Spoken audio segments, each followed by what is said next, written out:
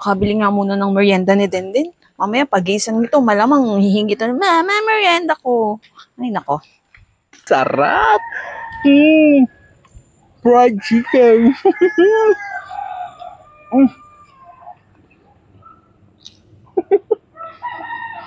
Sarap.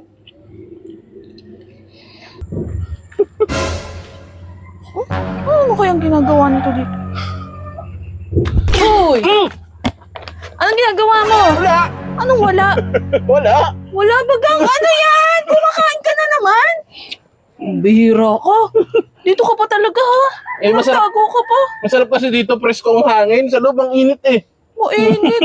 O ba't tinatakpan mo pa? Bakit? Gusto mo ba? Patingin ako, ano ba yan? Ito naman, itlog. Itlog. Nagtago ka pa dito. Gusto ko nga dito eh. Presko dito. Ito naman, napakaraming Ang gusto mo ba kumain? Ayoko, itlog. Talaga? Ayaw mo ha? Ayoko. Tamo, inaalok kita ha, inaalok kita. Kasi sasabihin mo na naman, mamaya, hindi ka man na nang alok. Ganyan. Paano? Nagtatago ka pa. Yun ang sinasabi ko sa'yo. Ito na nga. Naku, ayoko. Duwag. Ayaw mo eh. Bahala ka. Sarap.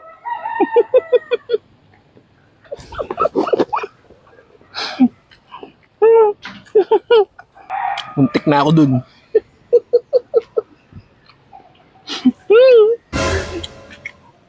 Sarap. Ang tagal mo naman dyan.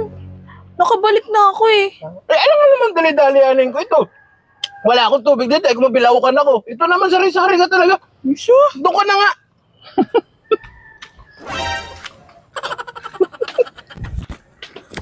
Sarap.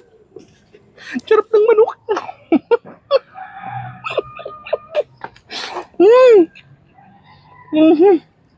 Fried chicken.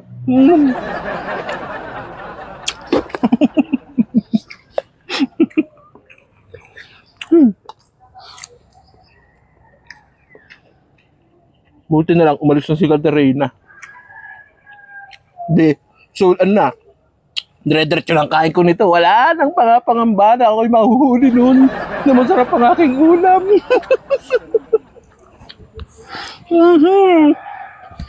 Sarap. Sarap talaga ng fried chicken. Uy!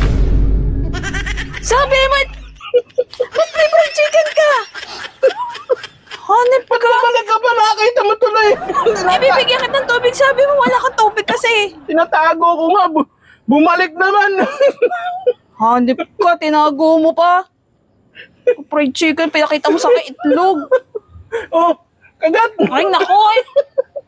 Kainin mo na. Oh, tubig mo. Gusto yan. Kahit kailan ka talaga eh. Bumalik pa. Nahuli tuloy.